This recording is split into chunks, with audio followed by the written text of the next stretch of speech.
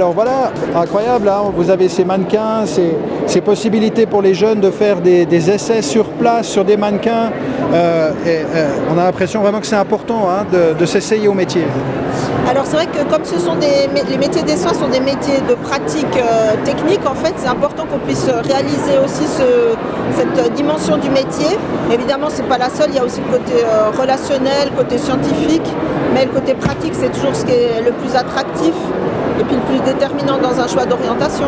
On a entendu un des jeunes qui a dit je voulais faire assistant aux soins communautaires et puis il dit non finalement je vais peut-être faire infirmier après avoir fait ses piqûres. Alors je ne crois pas que la piqûre soit l'élément le plus déterminant. Par contre, la chance qu'on a dans le dispositif de formation suisse, c'est qu'on peut faire un CFC d'assistant en soins et santé communautaire et après choisir de continuer en bachelor en soins infirmiers. Donc en fait, la piqûre initiale, elle donne le goût, elle donne le virus des métiers des soins et puis en fait, on peut accéder à ces métiers-là par différents chemins. Voilà, donc le virus, c'est aussi l'envie de soigner les gens, on imagine. Alors l'envie de soigner les gens, sur le plan relationnel, sur le plan technique, c'est sûr que c'est un des éléments moteurs, c'est la garantie d'avoir un emploi tout le temps. Et puis une variété de possibilités de travail en fait, à la fois en pédiatrie, en gériatrie, en neurologie, dans les urgences. Donc c'est vrai que ça fait partie du côté stimulant du métier. On imagine de voir tous ces jeunes s'intéresser au métier. Quand vous les voyez derrière vous par exemple, là, ça vous inspire quoi? Je suis super contente déjà que ce soit des étudiantes qui montrent en fait le chemin qu'elles ont choisi pour devenir infirmières elles-mêmes, donc souvent en passant par le CFC avant. Et puis en fait c'est les meilleures ambassadrices pour promouvoir la relève.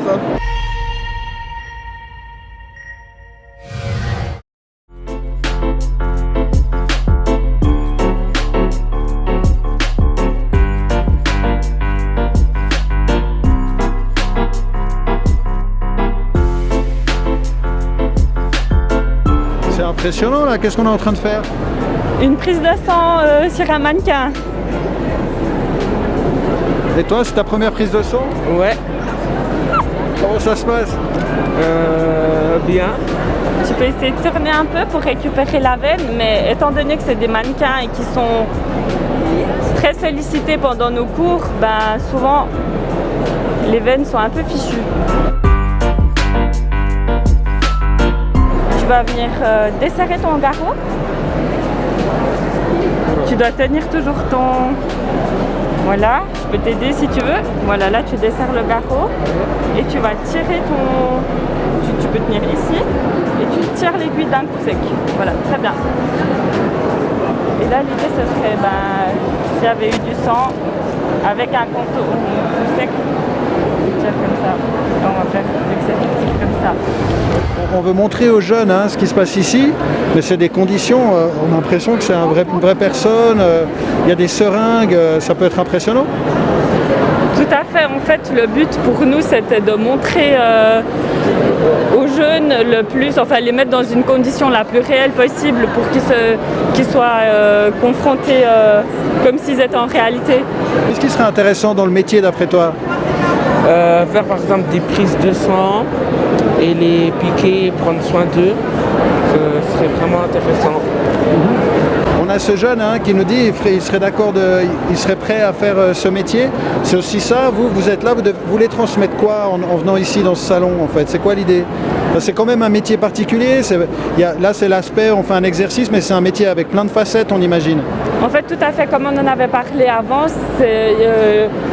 tu m'as dit que tu étais plutôt intéressée vers l'assistante soins et santé communautaire. Nous, on est là pour représenter le métier d'infirmière, mais c'est vraiment une pluridisciplinarité. Du coup, on travaille toujours en collaboration d'une ASCC. C'est vraiment un métier très riche parce que ils travaillent dans plusieurs secteurs avec des personnes âgées, des adultes et ils sont là à faire beaucoup de soins techniques et du relationnel également. Donc tu es en train de dire, toi tu voulais faire un autre métier, tu pourrais changer de voie, d'orientation après avoir fait cet exercice? Ouais, je pensais pas que ça pouvait être autant intéressant que le métier que je voulais faire. C'est quand même assez impressionnant ce qu'il nous dit là, c'est quand même choisir une profession, c'est pour la vie quoi. Tout à fait, j'espère avoir été autant claire que que possible. Puis bon, vous êtes étudiante encore, hein, et vous avez ce jeune, il y a peut-être quelques années de différence simplement, donc il faut aussi transmettre un peu la passion, quoi. Tout à fait, mais je pense que c'est aussi le feeling qui est important, la manière de parler. Et vu qu'on n'a pas trop de différence d'âge, on sait comment les jeunes, les intérêts des jeunes, vu qu'on a passé par là il n'y a pas très longtemps. C'est quoi l'intérêt des jeunes en 2 mots? L'intérêt des jeunes, c'est de découvrir et de passer à l'acte, de faire l'action.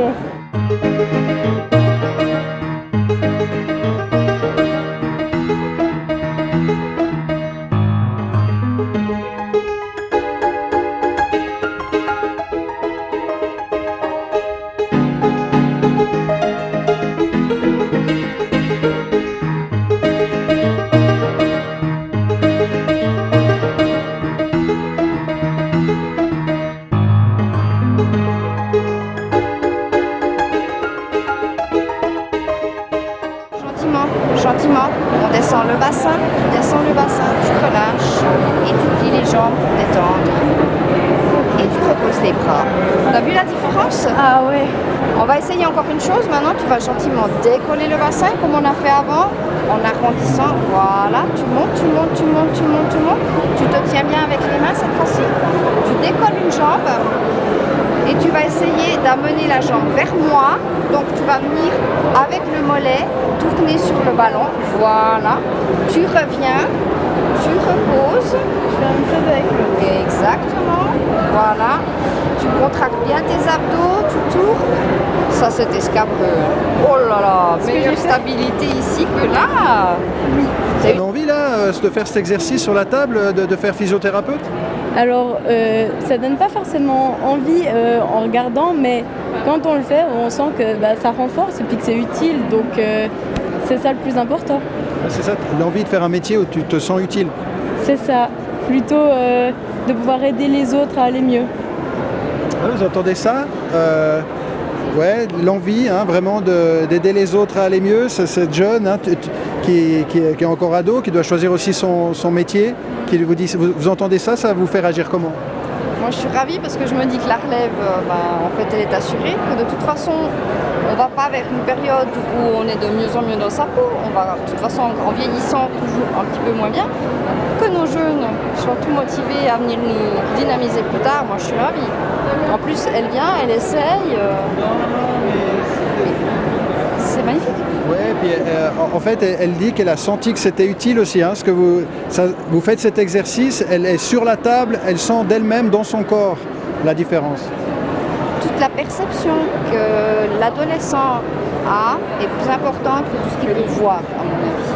De sentir les choses à l'intérieur de soi, comment ça la stabilise, comment son dos est en train de partir, à quel point le genou qui était blessé, elle a dit bah oui mon genou a été blessé, on a vu que son genou tenait moins bien, et là elle l'a senti à l'intérieur. Donc pour elle c'est que des informations qui sont je pense plus pertinentes que des informations visuelles. C'est à ça que ça sert un salon comme ça. Exactement. Mais il faut avoir le courage de venir sur la table. Vous voulez venir? Oui, j'ai mal, j'ai trop de douleur. Je crois que vous aurez trop de travail avec moi. Mon massage, exactement. Du coup, toi, de venir à un salon comme ça, est-ce que c'était vraiment le métier que tu voulais faire ou tu le découvres aujourd'hui? Eh bien, étant dit que mon père est déjà physio, je le connaissais déjà, et que cette personne est ma marraine, je connaissais déjà bien le métier et on est beaucoup dans la famille à le connaître et à l'apprécier beaucoup. Du coup, porte chance que tu le fasses. On verra, mais c'est encore envisagé. À quoi ça sert d'après vous ce genre de rencontre? Alors ça sert déjà à ce que des jeunes qui ont une représentation d'un métier puissent vraiment venir voir, rencontrer des professionnels et des apprentis et voir ce qu'est réellement le métier dans le quotidien, quelle est la pratique de ces professionnels, qu'est-ce qu'ils font toute la journée en fait dans leur profession. Ça sert à ça les forums des métiers et puis ça sert aussi à rencontrer des futurs employeurs potentiels et puis peut-être décrocher soit une place d'apprentissage, soit une place de stage. Oui, en fait, c'est vraiment essentiel. C'est des moments clés dans la vie de ces jeunes. Choisir son métier, choisir plusieurs années d'études et choisir son avenir. Oui, alors c'est vraiment essentiel. Et puis je crois que les jeunes aujourd'hui, alors en Suisse en général et dans le canton de Châtel, ont la chance d'avoir une offre qui est absolument incroyable. Et puis la manière de mettre cette offre en œuvre, c'est vraiment de leur faire rencontrer des gens qui peuvent leur dire ce qu'est le métier. Et ça, c'est important. C'est pas seulement aller lire une documentation, c'est voir un professionnel, pouvoir échanger, lui dire quelles sont les attentes qu'on peut avoir envers un métier, les craintes, les envies. Et c'est ici que tout se passe. Et du coup, pour vous, c'est important ce genre de rencontre? Bien sûr, alors d'autant plus cette année, on a eu 2 semaines de capacité dans les écoles. Capacité s'est invitée dans les 10e et les 11e Armos cette année. Pour des raisons qu'on connaît tous, de crise sanitaire, on a développé une version digitale de capacité, mais on voulait quand même que les jeunes puissent rencontrer des professionnels, des apprentis et de potentiels employeurs dans les forums des métiers cette année. Alors cette année, ça se tient aussi dans le haut du canton, hein. On a eu plusieurs éditions dans le bas. Cette année, c'est dans le haut. On imagine, voilà, c'est aussi ce canton multiple, horloger, industriel et aussi qui offre qui a encore beaucoup de secteurs secondaires. Oui, absolument. Alors de toute façon, Capacité est a des éditions bisannuelles et toujours une édition dans le haut, une édition dans le bas. On souhaite conserver cette parité de manière à ce que tous les espaces soient favorisés, autant La Chaux-de-Fonds que Neuchâtel. Et puis cette année, l'édition, si elle avait été en présentiel, devait se dérouler dans les rues de La Chaux-de-Fonds. Ça n'a pas été le cas, mais du coup, on a voulu quand même organiser les forums des métiers à La Chaux-de-Fonds dans les anciens abattoirs.